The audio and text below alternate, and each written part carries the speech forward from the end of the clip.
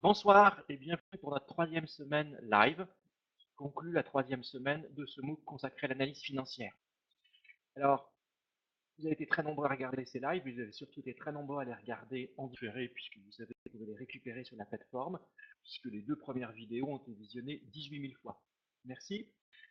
Pas de grands changements cette semaine, juste Guillaume ne sera pas là, mais il est remplacé par Thierry. Et j'ai de nouveau le plaisir d'avoir mon ami Simon Guéguin avec moi pour répondre à vos questions. Bonjour. Voilà.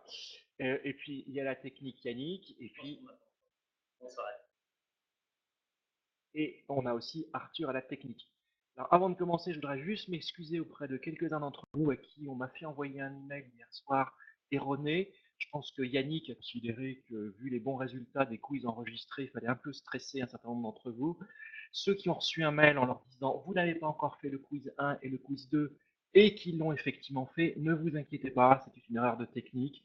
C'est réparé, c'est bien enregistré. Vos résultats de quiz 1 et 2, vous n'avez pas à les refaire. Excusez-nous à ce propos.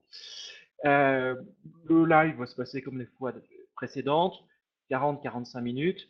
Je vais vous donner quelques informations. Ensuite, je ferai des rappels de cours. On regardera l'exercice que je corrigerai avec vous, que je vous avais donné sur Gremlin. Et puis ensuite, Simon et moi, on prendra les questions qui remontent du chat. Et donc, quelques informations sur le book. Arthur, si vous nous envoyez la première slide, s'il vous plaît.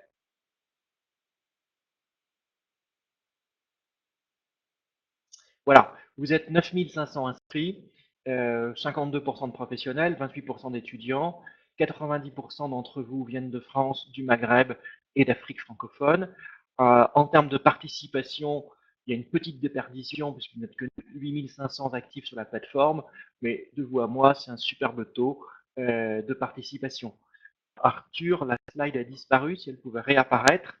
Euh, Sachant que j'en profite pour vous remercier, au premier live, je vous avais dit que vous n'étiez que 40% à nous avoir donné les données démographiques qui nous permettent de produire ces statistiques. Le message a bien été entendu, puisque maintenant, on est 60% d'entre vous ont renseigné leurs données démographiques sur ce MOOC. Et à l'heure qu'il est, 30% d'entre vous ont participé au quiz. Mais il n'est pas trop tard, comme on l'indique sur les fils de discussion, pour y participer. Simplement, plus le temps passe, plus vous accumulez le retard, et il y a quand même un certain travail à faire pour pour rattraper le peloton, même si c'est toujours possible d'ici la 5e semaine. L'attestation de réussite au MOOC, c'est-à-dire ce qui fera le menu de la 5e semaine. Arthur va nous envoyer la slide qui convient, que je vais commenter avec vous. Donc on a déjà plus de 300 inscrits. Je vous en dis un petit peu plus sur la forme qu'elle prendra. En fait, ça va être une étude de cas.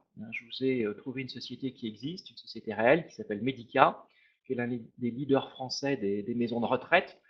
Parce que je me suis dit que dans 30, 40, 50 ans, quand vous partagerez peut-être avec moi votre fin de vie dans une maison Medica, ça vous fera sourire de vous rappeler que 20, 30 ans avant, lors du premier MOOC en français consacré à l'analyse financière, vous vous étiez penché d'un point de vue financier sur Medica.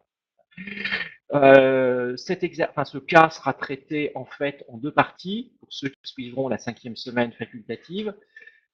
Il y aura d'abord 30 questions, et puis ensuite il y aura un essai d'une page maximum sur l'analyse financière de Medica.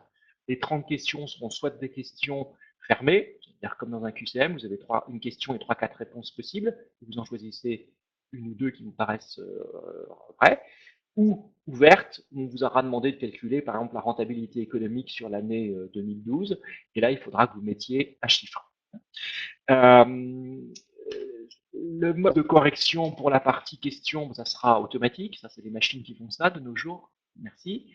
Et pour la partie, je dirais, essai, qui est l'autre partie de l'examen, on vous demandera d'écrire en moins de 500 mots une analyse financière de Medica, en vous aidant bien évidemment des éléments que vous aurez mis à jour dans la partie quiz préalable. Celle-ci, ça sera une correction par les pairs, c'est-à-dire que j'ai produit un corrigé type et vous aurez chacun à corriger 3 copies de pairs qui auront fait comme vous, qui auront fait cette analyse financière.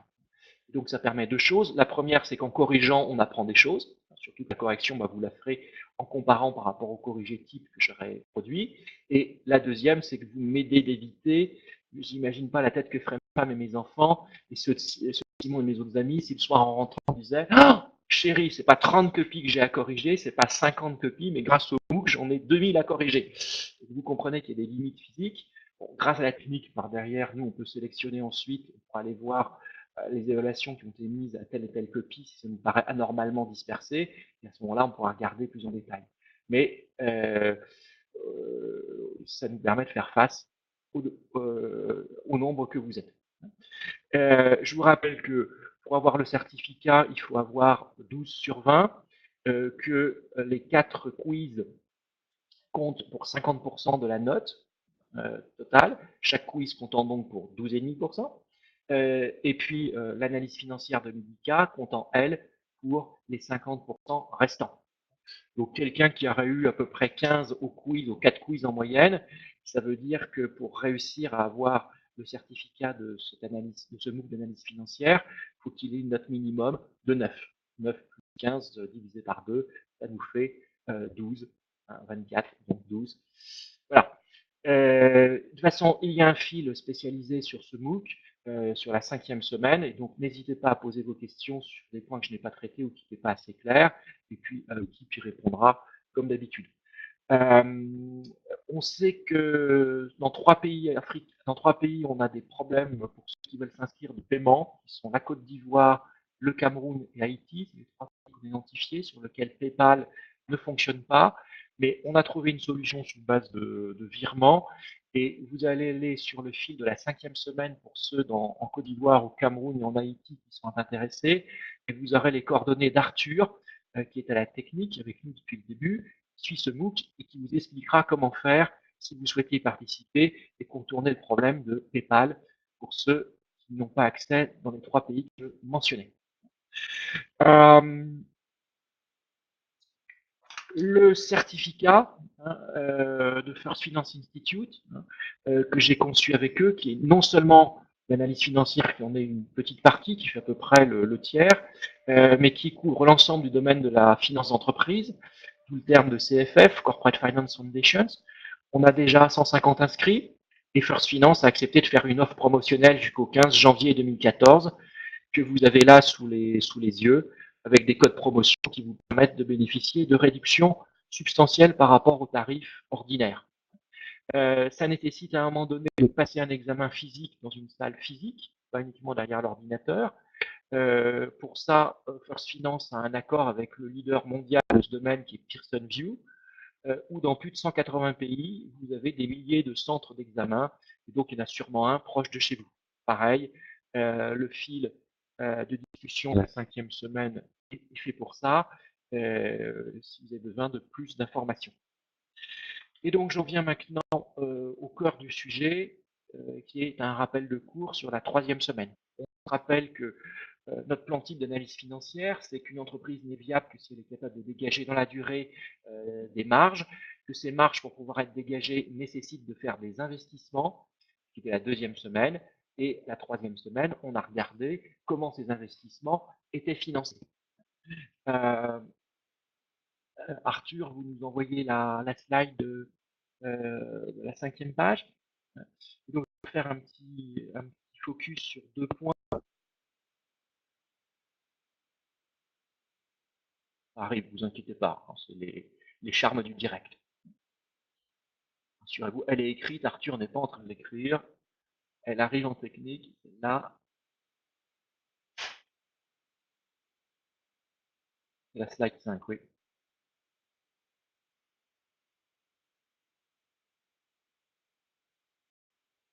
Ah, on me dit que c'est bon, c'est incessant sous peu. Là, voilà. Bon. Capacité d'autofinancement, qui est un élément du tableau de flux de trésorerie, qui est un concept comptable. C'est en fait la différence entre tous les produits qu'on trouve dans le compte de résultat et toutes les charges que l'on trouve dans le compte de résultat qui se traduiront tôt ou tard par un débours ou une entrée de trésorerie. Voilà le concept, c'est toujours important de se rappeler du concept avant de se rappeler de la définition. Parce que si vous avez oublié la définition, le concept qui vous permettre de retrouver la définition, l'inverse plus difficilement. Donc voilà pour le concept. Pour la définition, telle qu'on l'a vu dans la troisième semaine dans les vidéos, c'est le résultat net plus la dotation aux amortissants. On affinera un petit peu tout à l'heure quand je ferai la correction du gremlin, puisque justement, l'objet des cas, des exercices, c'est d'approfondir et d'aller plus en détail que je ne peux le faire dans le cours lui-même. Autre élément qui est important dans un tableau de flux de trésorerie tel qu'il est produit en comptabilité, c'est le flux de trésorerie d'exploitation. Les comptables n'ont pas nécessairement la même définition du flux de trésorerie d'exploitation que l'on est financier, parce que en fait, comme vous vous en rappelez, comme on va le revoir dans un instant lorsqu'on regardera le tableau de flux de trésorerie de Gremlin, on part du résultat net. Et donc, partant du résultat net, on inclut les frais financiers, et donc, alors que les frais financiers ne font pas nécessairement partie de l'exploitation, qu'on l'a vu ensemble, mais plutôt du financement. Mais on part de la matière première que l'on a, c'est-à-dire les tableaux de flux de trésorerie générés par les comptables, produits par les sociétés mis à la disposition des analystes, du public. Et dans ces tableaux, la plupart du temps, on part non pas du résultat d'exploitation, mais on part du résultat net. Donc on a des flux de trésorerie d'exploitation qui sont après frais financiers. Et là, comme le terme flux de trésorerie, qui est d'ailleurs assez redondant, parce qu'un flux, c'est par définition de la trésorerie, mais on insiste bien, flux de trésorerie d'exploitation, là, c'est effectivement toutes les entrées en trésorerie et toutes les sorties de trésorerie. Vous voyez bien que la différence entre les deux, c'est la variation du besoin en fonds de roulement. Je vous propose maintenant de regarder de faire quelques autres rappels avant qu'on rentre dans le vif du sujet de Gremlin. Donc, politique, l'objet de notre troisième semaine, c'était la politique de financement d'entreprise. D'abord, il n'y a pas de politique de financement indépendamment des investissements. Donc, on se rappelle ce qu'on a vu au cours de la deuxième semaine, de la deuxième partie. Ce qui a été fait avant n'a pas servi uniquement à passer avec succès un quiz, il a servi à construire des fondations qu'on réutilise. Deuxième idée, l'analyse des financements, je vais la faire en deux parties. Soit je la fais en dynamique, soit je la fais en statique. Si je la fais en dynamique, la question que je me pose, c'est en fait comment dans le passé récent l'entreprise a-t-elle financé ses différents investissements entre ce qu'elle a pu générer elle-même en termes de flux de trésorerie, en termes d'accroissement d'endettement ou en termes d'augmentation de capital, de financement par capitaux propres qu'elle a mis en place.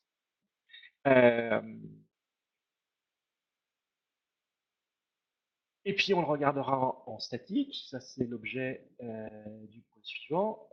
En statique, là la question qu'on se pose, c'est au dernier moment, avec les dernières informations que j'ai, comment est-ce que j'estime que l'entreprise sera capable ou pas de faire face à ces remboursements de la dette dans le temps, normalement, sans avoir à rééchelonner ou à demander à ses banquiers des délais de grâce.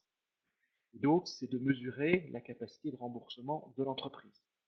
Et pour ça, idéalement, on va s'appuyer sur des projections qui ont été faites, soit par l'analyste s'il a accès ou une très bonne connaissance de l'entreprise, soit ah, on me dit qu'il faut que je monte mon micro. Il faut que je parle plus fort ou c'est que je trifouille mon micro? Non, c'est bon. Donc, soit on a accès à des projections financières qui vous ont été communiquées par l'entreprise ou que vous fabriquez vous-même, et là, vous projetez dans le futur un tableau de flux de trésorerie, comme on l'a vu produit par les comptables dans le passé, mais cette fois-ci, on se projette dans l'avenir. Donc, on regardera les flux de 2014, de 2015, 2016, 2017. Et parfois, on n'a pas le temps, on n'a pas l'information, et donc on va se contenter d'un pis-aller, qui est le ratio dette sur EBE, qu'on comparera des valeurs critiques. Je vous rappelle que ce ratio, on aura l'occasion d'y revenir probablement dans les discussions. Il est d'autant plus pertinent, sa condition sine qua non de pertinence, c'est que l'entreprise soit effectivement capable de transformer son EBE en flux de trésorerie. Autrement dit, que les variations du besoin en fonds de roulement soient négligeables. Et puis, deuxièmement, on le modérera, on tiendra compte qu'il y a des secteurs d'activité différents et que dans certains secteurs, un ratio de 2,5 paraîtra très élevé, alors que dans d'autres, il pourra paraître beaucoup plus modéré. Mais ça, je développerai ça dans un instant. Donc, je vais rentrer dans le vif du sujet maintenant, c'est-à-dire qu'on va regarder ensemble. Arthur nous envoie la slide, merci. On va regarder, alors je vous rappelle, vous pouvez cliquer dessus, l'agrandir, parce qu'il y a quand même beaucoup de chiffres dans ce tableau. Vous n'avez pas besoin de voir ma bobine. Ce qui compte, c'est le son Donc j'espère qu'il est bon, donc sinon vous vous plaignez à la technique et puis on me fouette et je parle plus fort. Euh, et on va donc regarder ensemble l'analyse dynamique de Gremlin. Donc, qu'est-ce que je vois dans ce tableau? Alors, je vais regarder année après année. Bon, je vois que j'ai une société qui a une certaine capacité d'autofinancement, c'est mon point de départ, 1439. Et la première année, en 96, les variations du besoin en fonds de roulement, l'augmentation du besoin en fonds de roulement est tout à fait négligeable, 12. Ce qui fait que la capacité d'autofinancement se traduit en un flux de trésorerie d'exploitation après frais financiers intégral. J'ai des investissements de 397, mais ils sont bien inférieurs à la trésorerie que j'ai générée par mon activité de 1427. Donc, j'ai un flux de trésorerie disponible après frais financiers de 1030. Ces 1030 me permettraient de rembourser la dette si j'en avais. Mais je n'ai pas de dette chez Gremlin, en tout cas en 87. Je verse un dividende, je suis une société cotée en bourse en Angleterre, les dividendes y sont appréciés, et puis c'est tout, je n'ai pas besoin de faire une relation de capital, donc mes 1030, une fois que j'ai versé mon dividende de 400, il m'en reste 630. Ces 630 vont me permettre soit de réduire ma dette, soit d'accroître ma trésorerie active. Or, chez Gremlin, on n'a pas de dette, on a une trésorerie active en net de 465, et 465 plus 630, ça nous fait le moins 1084. L'année 97, je recommence au même principe, je suis en croissance, ma capacité d'autofinancement augmente, mais cette fois-ci, on commence à avoir une variation du besoin en fonds de roulement très significative. Rappelez-vous ce qu'on a vu la semaine précédente, 1642, et dès lors, 2033 moins 1642, ça me fait un flux de trésorerie généré par l'exploitation après frais financiers de seulement 391. Comme j'ai investi 1500, eh bien, j'ai un flux de trésorerie disponible après frais financiers qui est négatif cette fois-ci d'un 1 100. Donc, je vais devoir trouver d'une façon ou d'une autre 1 100 000. Même d'ailleurs un peu plus parce que je continue à verser des dividendes. Je verse 440 de dividendes. Donc, c'est en fait 1 500 000 qu'il faut que je trouve. Eh bien là, Gremlin décide de faire une augmentation de capital et elle l'a fait un peu surcalibrée par rapport aux besoins de l'année puisqu'elle l'a fait de quasiment 2 millions. Donc ça veut dire qu'elle récupère 411 de plus qu'elle n'a besoin cette année. Et ces 411 pourraient servir à diminuer sa dette, mais comme elle n'a pas de dette, les 411 contribuent à augmenter la trésorerie active de Gremlin, son trésor de guerre, qui passe de 1095 à 1506. Dernière année, je suis toujours en croissance, donc j'ai ma capacité d'autofinancement qui continue de monter, 2 500 000, mais mon besoin en fonds de roulement explose. Et donc, comme il explose, c'est ce qu'on avait vu ensemble au cours de la deuxième semaine, eh bien, pour la première fois, j'ai un flux de trésorerie d'exploitation qui devient négatif, et très fortement négatif, vous voyez, moins 2,5 millions. Le très fortement, c'est pas que 2,5 millions à mon échelle ou à la vôtre, ça soit une somme petite ou grosse, mais vous regardez par rapport aux 2 années précédentes, en termes de flux de trésorerie d'exploitation, la ligne 6, j'avais généré 1427, puis 391. Donc vous voyez que la troisième année en 98, sur ma ligne 6, je perds plus que ce que j'ai pu dégager en 2 ans. C'est pour ça que je vous dis que c'est très significatif dans son montant pour Gremlin. Et je continue d'investir. C'est ce qu'on a vu la semaine précédente en matière de politique d'investissement. Donc cette fois-ci, j'ai un besoin de financement après frais financiers qui est de 3,9 millions. Et qui est même plus que 3,9 millions parce que je continue à verser des dividendes pour 500 environ. Je suis en Angleterre et en Angleterre, on adore les dividendes. J'ai écrit sur une discussion tout à l'heure qu'en Angleterre, il y avait 2 choses sacrées. Un, les dividendes et deuxièmement, la reine. Donc, on a un besoin de 4 millions de mois. On ne va pas refaire une action de capital significative de nouveau. Et donc là, pour la première fois, Gremlin va piocher dans sa trésorerie. On se rappelle qu'en début d'année ou à la fin de l'année précédente, c'était la même chose, elle avait 1,5 million. Et donc, il faut qu'elle trouve auprès des banques cette fois-ci 2,8 millions pour faire la jointure entre ses besoins et ses ressources. Et donc, on a pour la première fois Gremlin qui s'endette à hauteur de 2,8 millions. L'analyse en dynamique, c'est qu'on a une société qui progressivement passe d'un financement par capitaux propres à un financement par endettement, parce qu'on a une explosion des besoins liés à l'évolution du besoin en fonds de roulement.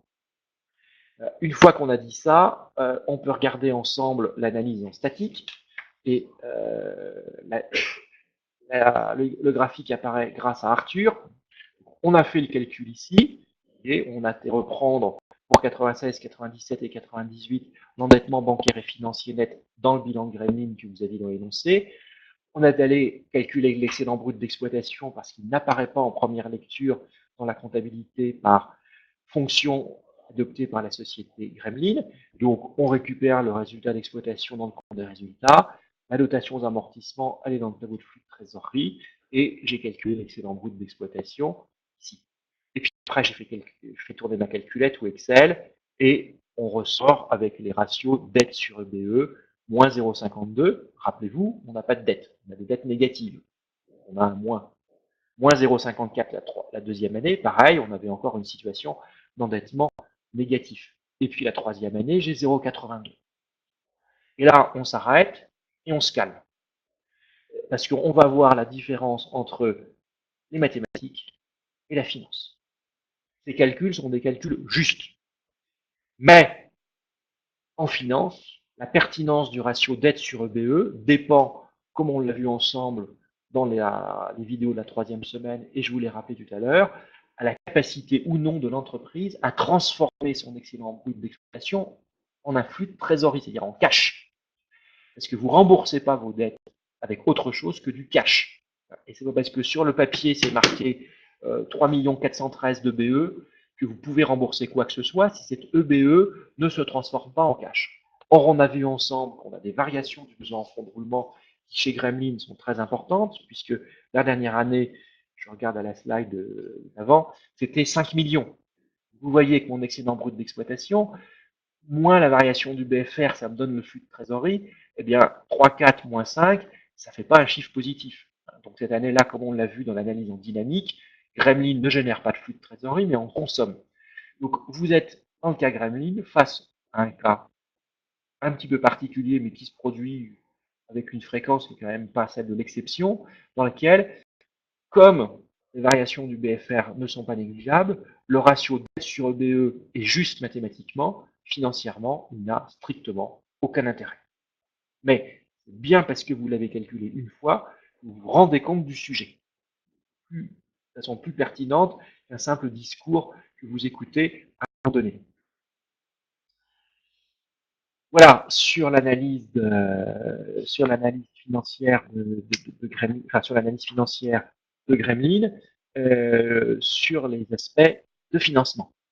Donc maintenant, ce que je vous propose de faire, oui, il est 20h24, donc on a encore 20 minutes environ à passer ensemble, c'est de regarder les questions qui sont arrivées sur le fil de conversation, sur le chat. Et Thierry, alors qu'est-ce que tu nous envoies comme question de façon pratique, quels sont les éléments à prendre en compte pour fixer le seuil critique du ratio 2BE? Ça, c'est une question qui nous arrive de Côte d'Ivoire, d'un fidèle que je salue. Et je vais la prendre, oui, parce que mon ami Simon me dit qu'il faut que je travaille. Alors, c'est une très bonne question, surtout pour quelqu'un qui commence l'analyse financière. Je dirais qu'il y a deux éléments principaux. Le premier, c'est qu'à un moment donné, dans la profession, compte tenu de la conjoncture économique, les gens sont prêts à faire des crédits jusqu'à un certain niveau de BE ou pas. Si je vous avais fait ce MOOC il y a 7-8 ans, au lieu d'une valeur critique de 2,5, je vous aurais sorti 3 ou 3,5. Simplement, avec la crise financière qu'on a connue dans les pays européens et américains, on s'est rendu compte que se mettre 3,5 de dette sur EBE, quand l'activité peut plonger brutalement, et l'EBE aussi, ça peut pousser des ratios à des niveaux qui font que ce n'est plus supportable pour l'entreprise. D'où le fait qu'on est retombé aujourd'hui à 2,5 comme étant une valeur un petit peu critique. En dessous de 2,5, ça va, vous devez être capable de rembourser vos dettes. À partir de 2,5, vous commencez à vous faire des cheveux blancs, ou à les perdre si vous êtes banquier. Le deuxième élément qui est très important, c'est un petit peu le secteur d'activité, et qui va mitiger partiellement ce que je viens de dire, parce qu'on va tenir compte des secteurs d'activité. Je vais vous prendre un exemple. Dans la haute technologie ou dans les télécoms, il y a des mutations technologiques qui arrivent brutales. Il y a 5-6 ans, le leader sur les téléphones mobiles, c'était Nokia. Aujourd'hui, Nokia a abandonné l'activité de téléphone mobile, compte tenu de la percée de l'iPhone, puis des smartphones avec Samsung et Apple. Donc, dans un secteur comme ça, où il y a très peu de visibilité à cause de la technologie, par exemple, ou parce qu'il y a le coût fixe élevé, que la conjoncture évolue régulièrement, comme dans la sidérurgie ou le ciment, ou le transport aérien, les prêteurs modéreront, si vous voulez, et du 2,5 se ramèneront peut-être à 2, voire peut-être à 1,75. Bon. Et à l'inverse, vous avez d'autres secteurs qui sont beaucoup moins risqués parce qu'il n'y a pas de mutation technologique majeure, parce que le risque politique est très faible, parce que la conjoncture ou la demande pour ce produit évolue très peu. Toujours un exemple un peu caricatural, c'est le fromage en Suisse. Si vous voulez. Le fromage, lorsque la conjoncture est mauvaise, les ventes baissent de 0,5. Et lorsque la conjoncture est bonne, de 0,5%. Et lorsque la conjoncture est bonne, les ventes montent de 0,5%. Vous voyez les fluctuations très très faibles qui font que le PE dans ce secteur-là est très très stable. Et donc là, les prêteurs pourront accepter de se dire, bon bah 2,5 d'accord, mais enfin nous on est dans un secteur très peu cyclique, très peu variable, où les cash flows varient peu et où les cash flows sont faciles, les flux de trésorerie sont faciles à prévoir. Et donc, en tout cas plus faciles à prévoir que dans d'autres secteurs. Et donc le 2,5 pourra devenir 3, voire 3,5 si vous voulez. Donc, si vous voulez l'affiner, il faut que vous réfléchissiez par rapport aux caractéristiques du secteur en termes de risque d'évolution du secteur qui pourrait faire disparaître des acteurs très très vite, hein, en termes de coût fixe, coût variable, de sensibilité à la conjoncture. Voilà pour cette question. Thierry, tu nous en envoies une autre, s'il te plaît. Pourquoi intégrez-vous dans vos calculs les encours de crédit bail? Bon, parce que la logique d'un crédit bail, si vous voulez, dans l'immense majorité des cas, vous achetez une machine, une voiture en crédit bail, parce que vous n'avez pas l'argent pour la payer aujourd'hui, euh, ou que vous ne voulez pas utiliser cet argent pour payer la machine ou la voiture aujourd'hui, vous préférez utiliser cet argent à faire du marketing ou à faire de la recherche-développement, ou faire d'autres investissements. Vous êtes un peu contraint dans votre financement et que vous allez l'acheter à tempérament, c'est-à-dire étalé sur plusieurs années, et qu'à la fin du crédit bail, de toute façon, vous allez avoir une option d'achat qui est contractuelle, qui est prévue, qui vous permet d'acheter la machine ou la voiture à un prix qui, de facto, je ne rentre pas dans la technique, est inférieur à la valeur résiduelle de la machine ou de la voiture.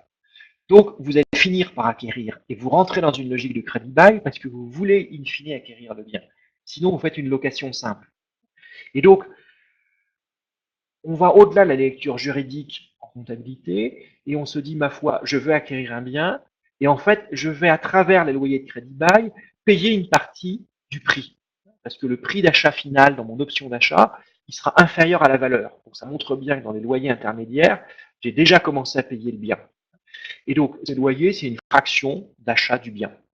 Et donc, c'est extrêmement similaire dans l'esprit à un endettement bancaire. Et donc, c'est pour ça que partout, je dirais, tous les prêteurs considèrent que les échanges de crédit bancaire, c'est un espèce de crédit bancaire déguisé. Ça ne l'est pas juridiquement, mais ça l'est financièrement. Et dans les systèmes comptables, les principaux systèmes comptables que je connais, en tout cas en IFRS, en normes américaines, en normes comptables françaises, anglaises, locales, c'est intégré automatiquement maintenant depuis 10 à 20 ans selon les référentiels dans les comptes des sociétés, comme de la dette. Et donc nous, en tant que financiers, on est parfaitement en ligne avec cette idée-là,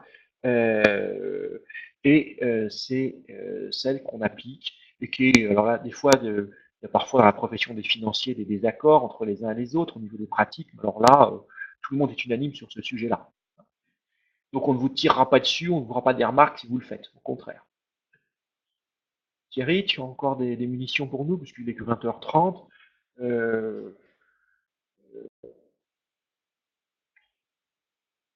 Pourquoi ne pas remplacer le ratio dette sur EBE par dette sur chiffre d'affaires? Alors là, Simon, il faut que tu travailles quand même. C'est à toi. Oui, donc bonsoir, j'espère qu'on m'entend bien. Qui peut qui se pose, même sans parler à la limite de dette sur chiffre d'affaires, et pourquoi est-ce que dans le ratio, pourquoi est-ce qu'on n'aurait pas un ratio qui serait dette sur EBE corrigé des impacts de BFR pour avoir vraiment du cash? La raison, je crois, et puis Pascal me corrigera éventuellement, mais pour laquelle on utilise ce ratio dette sur EBE, qu'on fait une analyse statique du niveau d'endettement, c'est que le BFR non seulement peut être saisonnier, mais on peut connaître des variations de BFR, une année particulière qui s'explique, qui n'ont pas de conséquences fondamentales. Par exemple, vous avez eu un gros contrat qui est tombé début décembre, vous avez toujours 3 mois de délai de paiement, et ça vous fait dans vos comptes une forte hausse du BFR, qui fait que si vous mesurez cette année-là un ratio de dette par rapport au cash dégagé en tenant compte du BFR, vous allez en statique vous tromper parce que vous allez, par exemple, trouver que vous avez beaucoup de dettes, ou à l'inverse, si vous avez un creux de BFR, que vous n'avez pas beaucoup de dettes. C'est pour ça qu'on fait une analyse statique. On préfère avoir dette sur EBE en se disant que le BE, bon, le chiffre d'affaires, c'est quand même vraiment pas du cash, donc il faut quand même avoir des charges entre les deux. Mais le fait de ne pas tenir compte du BFR dans le dénominateur, ça permet d'avoir un ratio qui est plus parlant en statique parce que, a priori, plus stable. On se dit que le BE, c'est un flux, c'est potentiellement un flux de trésorerie dégagé par l'entreprise sur le long terme, pour peu que le BFR soit éventuellement volatile, mais qu'il n'y ait pas un problème majeur de BFR. C'est la raison pour laquelle c'est un ratio qui est, c'est probablement le meilleur ratio en statique si on veut analyser la solvabilité de la dette. Et en même temps, il n'est évidemment valable que si l'entreprise n'a pas de problème de BFR, comme on a pu identifier sur Gremlin. Sinon, alors, dans la question de Jamel, en fait, il y avait une sous-question, puisqu'il demandait est-ce qu'on ne devrait pas remplacer le ratio dette EBE par le ratio dette sur chiffre d'affaires. Alors, la réponse est non. C'est bien d'être créatif, d'avoir des idées, mais je ne pense pas que ce soit celle-ci une bonne idée, pour la raison suivante. On a retenu le BE, enfin les praticiens ont retenu le BE, parce que sauf les cas comme Gremlin, c'est une espèce d'approximation d'un flux de trésorerie que l'entreprise doit être capable de générer. Maintenant, si vous rapportez la dette sur le chiffre d'affaires, c'est pas un flux de trésorerie net. C'est-à-dire que votre chiffre d'affaires, vous allez l'encaisser, certes, aux variations de délai des paiements des clients, mais vous n'allez pas l'encaisser pour vous. Il y aura une petite partie que vous allez garder pour vous, mais il va falloir payer votre personnel, vos fournisseurs, les impôts, etc. Donc, le chiffre d'affaires est très éloigné en termes de flux qui restera dans vos caisses. Donc, c'est pour ça qu'on préfère le BE qui se rapproche le plus possible de ce qui va rester dans les caisses de l'entreprise aux variations du BFR prêt. Rappelez-vous que c'est un ratio qu'on va être capable de calculer en 30 secondes, ce que les anglo-saxons appellent quick and dirty. Donc, quick, ça veut dire que c'est rapide. Dirty, bah, c'est une approximation, ça peut être grossier. Oui, il est 33, donc on a encore du temps. Thierry, qu'est-ce que tu nous envoies comme question qui remonte du fil de discussion?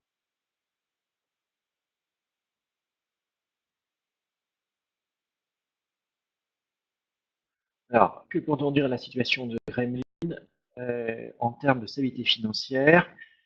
Je ne maîtrise pas les finances, c'est la première fois que je suis un cours dans ce sens. Et je prends que Gremlin prend de gros risques. Qu'en pensez-vous? Vivre, c'est prendre des risques. Vous savez, quand je suis venu ce soir ici, je me suis dit, est-ce que la technique va suivre? Est-ce qu'on va pas avoir un problème? Bon, bah, chez Gremlin, c'est un peu ça. Chez Gremlin, c'est un peu ça, et c'est le problème souvent de PME, où vous avez un gars qui, parce que la structure c'est une PME, il doit être au four et moulin, il doit faire du marketing, de la production, du commercial, de la finance, etc. Et Yann Stewart, c'était un peu ça. Et en finance, c'était pas son truc, si vous voulez. Son truc, c'était la technique et le commercial. Et puis, sans s'en rendre compte, il a laissé déraper le besoin en fonds de roulement. Et la structure de la société n'était pas telle qu'il avait un directeur financier qui ait pu l'alerter sur ce problème-là. Il avait un super comptable qui n'était pas très familier du sujet. Et donc, c'est pas vraiment qu'il a pris en conscience des risques, c'est que sans s'en rendre compte, il était entraîné dans une mécanique, et puis lorsqu'il s'est réveillé, c'était trop tard. Et puis un deuxième élément, c'est, on me pose souvent la question, mais est-ce que Gremlin aurait pu s'en sortir? Eh ben, sincèrement, de vous à moi, enfin, on verra ça, vous verrez ça dans la 4e semaine. Je ne veux pas trop déflorer la 4e semaine, mais je pense que non. Je pense que non, parce que dans un secteur qui se concentre, qui croît, il faut avoir des avantages stratégiques. Et en fait, Gremlin, c'est une société sympathique, mais elle n'avait pas de produits forts qui attirent l'attention des clients, qui permettent d'avoir une arme de discussion avec ses clients premiers, qui sont la grande distribution. Donc, c'était des risques qu'ils ont pris de façon presque inconsciente. Mais c'est le propre de l'endettement. Mais à un moment donné, il voyait son carnet de commandes qui se remplissait, il a envie de trouver des financements évidemment pour délivrer les commandes, et après avoir fait l'opération de capital, il s'est dit, bon voilà, cette fois-ci, je la dette. Il en a levé une première fois, et puis la suite, bah, vous la verrez à partir de demain après-midi. On a du, oui, on a encore du temps. Oui, je voyais, oui, effectivement, 36. On en prend une dernière.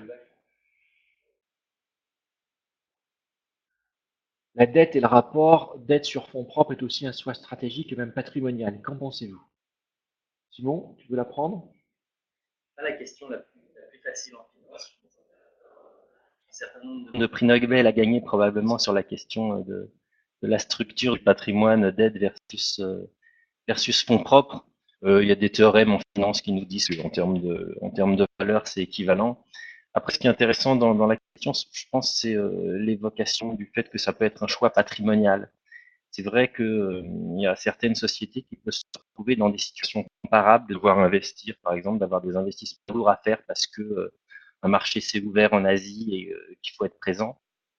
Et ce sont par exemple des entreprises familiales. On a vu ça dans les alcools français, par exemple, il y a quelques années, où il y a eu deux types de stratégies différentes entre certaines entreprises dans lesquelles les actionnaires historiques, la famille, voulaient absolument garder le contrôle et donc ils ont préféré s'endetter pour pouvoir financer leur développement, alors que d'autres ont accepté d'être dilués, mettant peut-être moins en risque la situation financière de leur entreprise et, procédant par augmentation de capital. Donc c'est probablement la piste de dire qu'il y a un choix patrimonial derrière ça, et je pense effectivement une bonne piste. Maintenant, la question générale du choix du rapport dette sur fonds propres, c'est une question sur laquelle y compris les chercheurs les plus pointus et les plus récents enfin, c'est un débat qui est très actif encore aujourd'hui.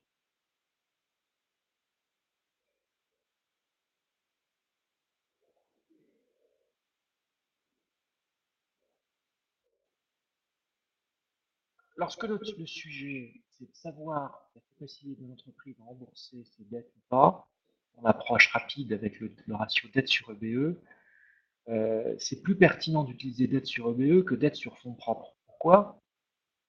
Pour cette préoccupation-là, hein, de mesurer la capacité de l'entreprise à rembourser ses dettes. Parce que vous ne remboursez pas vos dettes avec autre chose que du cash. Or, les capitaux propres, ce n'est pas du cash. Les capitaux propres de l'entreprise ont été investis dans l'actif économique. Et ça ne devient du cash que le jour où vous liquidez l'entreprise. Le jour où vous liquidez l'entreprise. On me dit qu'il faut que je parle plus fort. Le jour où vous liquidez l'entreprise, effectivement, vous récupérez du cash pour les capitaux propres. Mais ça, c'est quand même la situation extrême à laquelle on espère ne pas arriver. En continuité d'exploitation, le cash, c'est l'excédent brut d'exploitation aux variations près de besoins en fonds de roulement qu'on a déjà mentionné. Euh, Encore une, me dit Thierry. Alors, on en prend en dernière. C'est la dernière question. Oh, c'est Simon, là. Tu vas m'alléger parce qu'après, je vais devoir parler. Donc,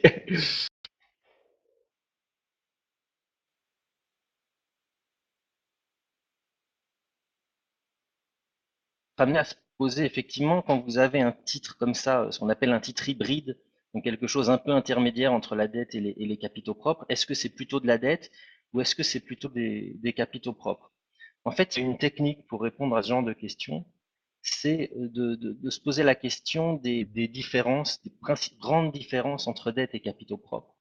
Alors, il y en a beaucoup, mais je pense qu'on pourrait identifier peut-être trois grandes différences. Les capitaux propres, quand vous êtes actionnaire, vous avez un droit de vote, par exemple. Quand vous êtes détenteur d'obligations convertibles, vous n'avez pas de droit de vote. Donc, de ce point de vue-là, c'est plutôt de la dette. Ensuite, il y a la question des flux. Quand vous êtes actionnaire, vos flux dépendent de la performance de l'entreprise. Quand vous êtes créancier, vos flux, tant que l'entreprise n'est pas en situation de défaut de paiement, sont garantis contractuellement. De ce point de vue-là, encore une fois, quand vous avez une obligation convertible, le temps de la durée de l'obligation convertible, vous avez aussi des flux semblables à des flux de dette. Donc là encore, ce serait plutôt de la dette. Et puis une troisième différence, c'est que la dette, vous avez une échéance, alors que les capitaux propres sont potentiellement à durée illimitée. Là encore, une obligation convertible, il y a une date d'échéance, même si à cette date d'échéance, on peut obtenir éventuellement une action. Donc de ce point de vue-là encore, c'est plutôt de la dette. Donc si la question est est-ce que c'est plutôt de la dette ou des capitaux propres, eh ben, on le mettra plutôt en dette. Et d'ailleurs, dans les comptes sociaux des sociétés françaises, les emprunts obligataires sont classés en dette. Maintenant, c'est vrai que quand on fait de la valorisation, il peut être utile parfois de découper ce genre de titre en deux morceaux, un morceau dette et un morceau capitaux propres. Alors ça peut être éventuellement compliqué, mais la bonne nouvelle, c'est que dans les comptes qui sont aux normes IFRS, ce qui est le cas des comptes consolidés des sociétés cotées en Europe, le travail est fait par le comptable. En fait, une technique de calcul qui est d'ailleurs relativement simple, qui fait qu'on met une partie de la convertible en dette et une partie en capitaux propres. Donc vous aurez deux lignes différentes dans votre bilan. Pour le même emprunt obligataire, vous aurez par exemple 80% de l'emprunt qui sera classé en dette et 20% en capitaux propres. Donc vous pourrez travailler sereinement en faisant confiance à ce mode de calcul qui est en IFRS qui est à peu près correct financièrement. Merci Simon. Donc, on arrive à la fin de notre live. Comme d'habitude, il va être enregistré, vous pourrez le voir en différé autant de fois que vous le souhaitez. Je voulais vous annoncer le prochain live, c'est-à-dire le live de la 4e semaine. La 4e semaine débute demain, par l'analyse des rentabilités. Donc le 4e live qui sera consacré à ce sujet-là, parce que vous en doutez bien, dans les vidéos de la 4e semaine, je vous ai laissé quelques petits exercices à préparer qu'on regardera ensemble avec des applications à Gremlin. Dans le live de jeudi prochain, on a fait une petite innovation, on va le faire en direct, on va vous enfin, il est en direct par définition live, mais on va vous permettre, pour ceux qui sont basés à Paris, de venir y participer. Alors, j'avais demandé initialement qu'on nous réserve pour ça le Stade de France, mais depuis mardi soir, en fait, il a été réservé, j'ai laissé à l'équipe de France pour se préparer pour le Brésil. Donc on ne fera pas ça au Stade de France à Saint-Denis, mais on va le faire à l'INSEC dans le 10e arrondissement de Paris. Donc, pour ceux qui sont intéressés, et on aura du plaisir à vous rencontrer physiquement, ça vous pourrez nous poser des questions un petit peu avant le début du live ou après le live, parce qu'on a toujours des questions auxquelles on n'arrive pas à répondre faute de temps. Donc c'est dans le 10e arrondissement de Paris, vous avez les coordonnées qui s'inscrivent ici à l'écran. À partir de 19h30, on commencera pile poil comme d'habitude à 20h, on terminera comme d'habitude à 20h45, mais il faut que vous vous inscriviez. Inscrivez-vous pour ceux qui peuvent le faire et qui sont intéressés, parce qu'ils sont sur Paris. Vous avez à l'écran le lien sur le site Eventbrite, avec un lien que je peux pas lire, mais vous le lisez là. Et à l'entrée, on vous demandera le petit récépissé de billets d'entrée pour ce site. Et donc, ça sera avec plaisir que moi-même, François Bermond et puis Franck Bancel, plus l'équipe technique, vous accueilleront au cours de ce live consacré à la 4e semaine de notre MOOC d'analyse financière. Et voilà, ça fait 40-45 minutes qu'on est ensemble. Il est temps de vous quitter. Bonne soirée, bonne journée, bonne 4e semaine et dans 8 jours. Au revoir.